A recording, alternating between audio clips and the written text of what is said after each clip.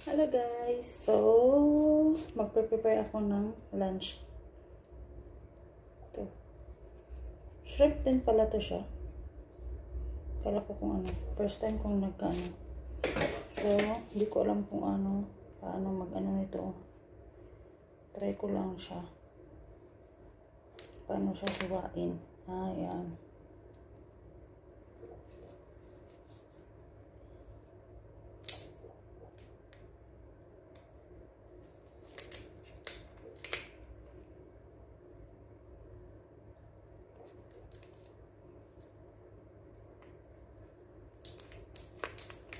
Tim din.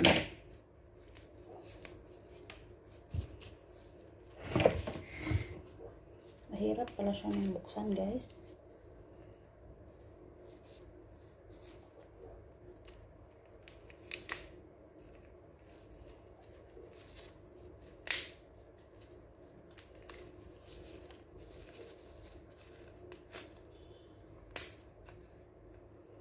Kailangan ko kasi alisin yung ano.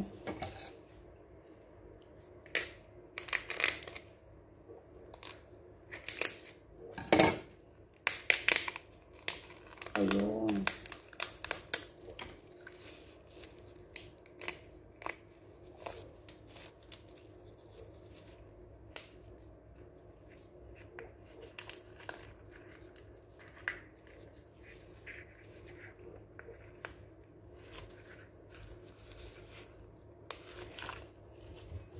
In fairness, mahirap siya, guys.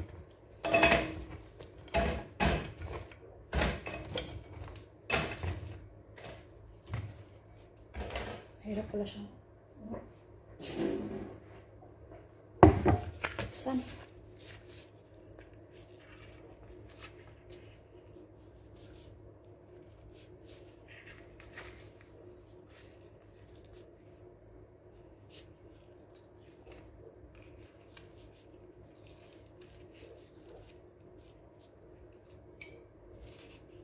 Ayan, guys.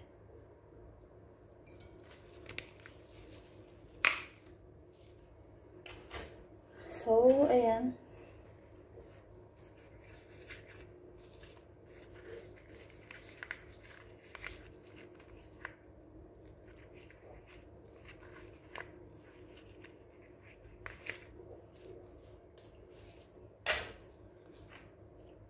Tapusin ko to, guys. 13 pieces.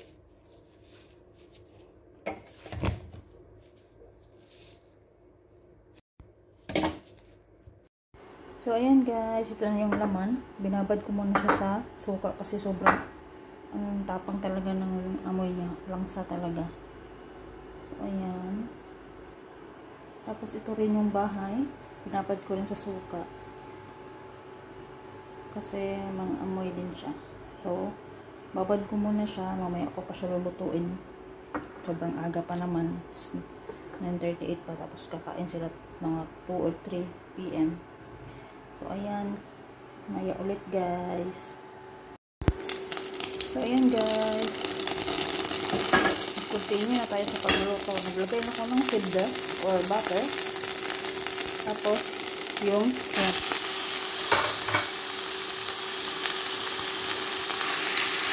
Ituin lang muna natin siya for a while.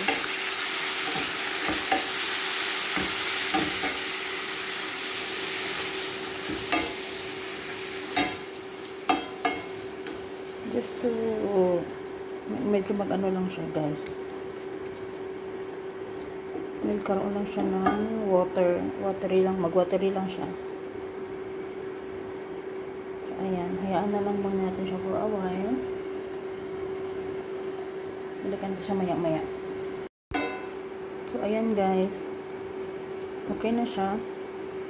Set aside muna natin siya.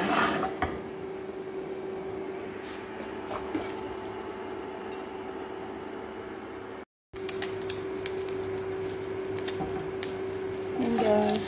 Same pan pa rin tayo. Lagay tayo ng onion.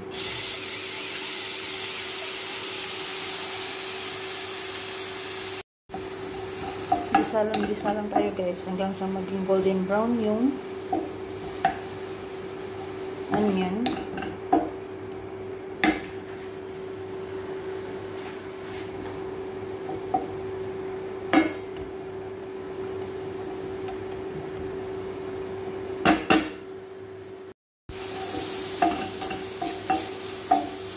guys. Tapos lagay ako ng isang kutsara ng tahin.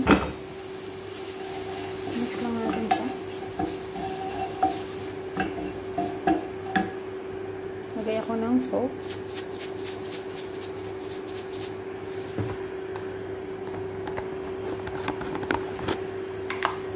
Tsaka black pepper. Konti lang.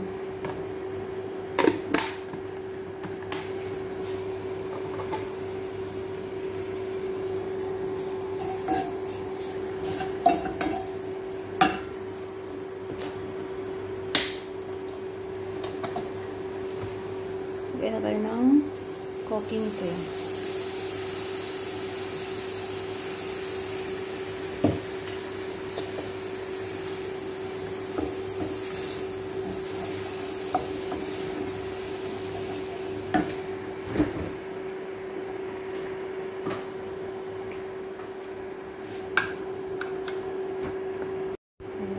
Maglagay ako ng zafaron with rose water, guys. Wala kasi akong zafaron lang. So, ito lang. Konti lang. Para magkakulay lang yung medyo magkakulay lang na orange. Ayan.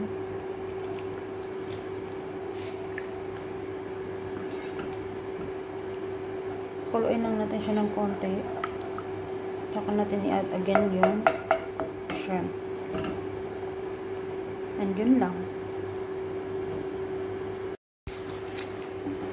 Yun guys. Lagyan natin.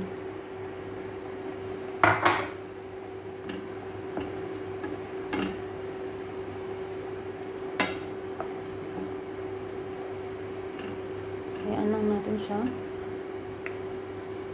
And that's it.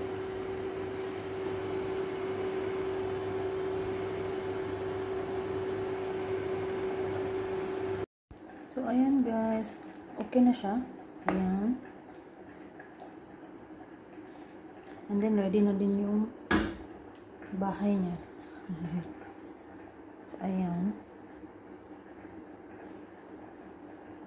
Wait.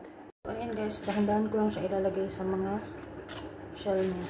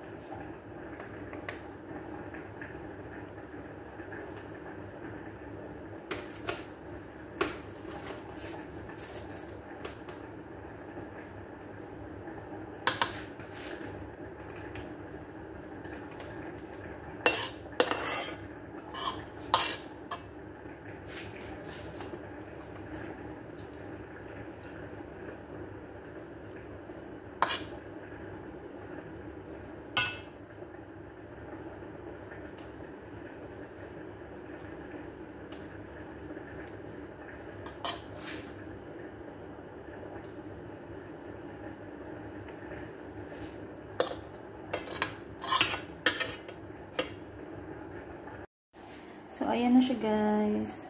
Ayan. Lagyan ko na lang siya ng mozzarella, pero hindi pa ngayon kasi hindi pa sila dumarating. Maya-maya pa. Hintayin ko lang yung tawag ng amo kong babae. Para direct ko na siyang ilagay sa oven. So, takpan na lang muna natin siya. Mamaya na natin siya i-bake. Yan.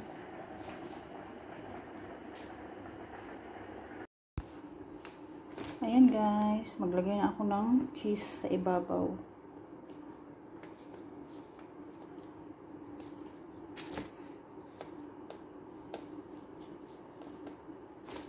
Tumawag na kasi si among babae. She's coming. So, maglagay na ako ng cheese.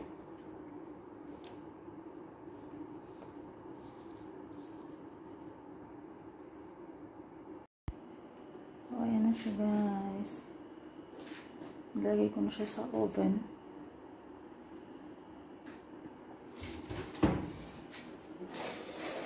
Ay, pa-melted lang natin yung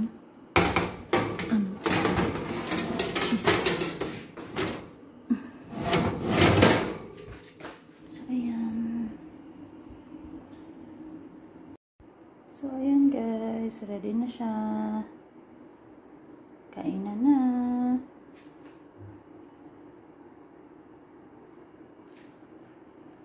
Guys, tapos na ako. Bye-bye. Salamat sa panonood. Hope na nag-enjoy kayo. God bless.